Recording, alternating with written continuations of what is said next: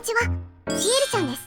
アシスタントのグミジーです。今回は、抹茶とイチゴのファーブルトンを作っていくよ。ファーブルトン好きですね、本当。いいじゃんいいじゃん。好きなんだから。今回は抹茶味の生地にイチゴを入れる。アレンジ版でいっちゃうよ。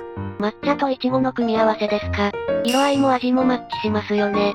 材料は概要欄をチェックじゃ。ぜひ最後まで見ていってね。チャンネル登録、グッドボタン、通知オンもよろしくお願いします。コメントも気軽にしてね。応援してもらえるとシエルちゃんが嬉しくなります。まずはお砂糖、薄力粉、そしてインスタントの抹茶オレ。これらをあらかじめ混ぜておくよ。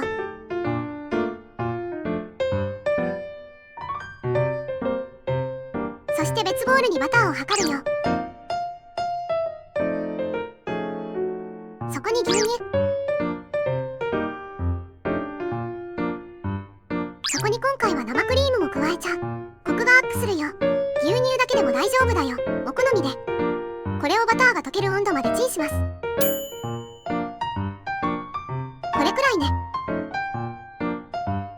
粉たちの方に少しずつ加えます。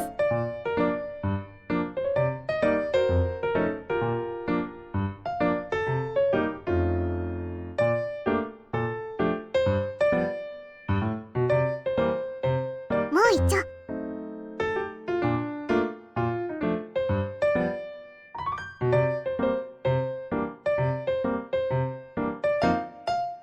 混ざったら卵ちゃんを用意。牛乳を入れてたボウルを使い回そう。洗い物減らすのは大事。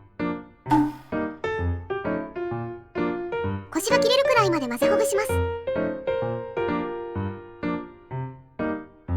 少しずつ加えます。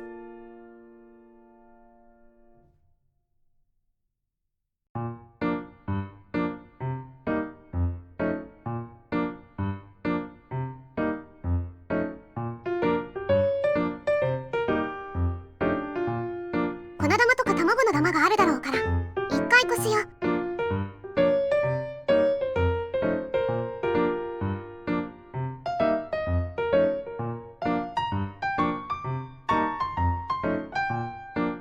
ほらほら、結構あるね。生地はこれで完成。しっかり混ぜておきましょう。型を召喚。生地を流す。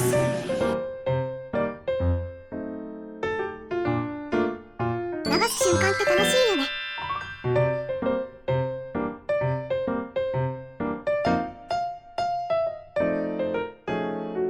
そしたらいちごちゃんを用意しよう。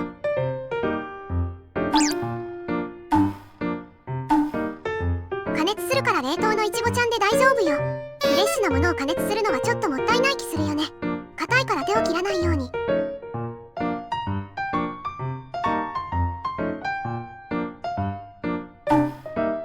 そしたら生地に入れていこう。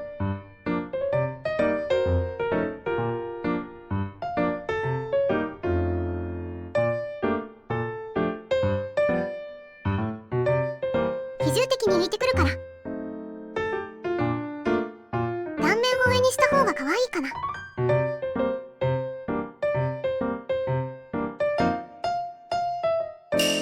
できたできた。温度はこちらでいきます。抹茶のお菓子だから緑色の色味を残したいの。表面の色がいい感じなのに中が生っぽい。もっと火を入れたいって人は途中からアルミホイルとかかぶせて表面に火が入りづらくしよう。半生食感が好きな人は最後の10分はなくてもいいかも。いちごがずれないようにそっと運ぼう。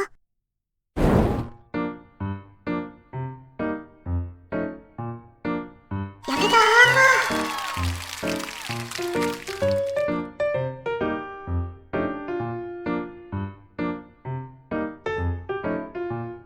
緑色も残っててイチゴの赤と良い彩りじゃ。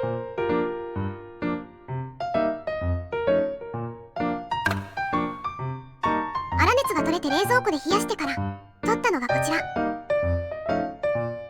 粉糖で仕上げて完成。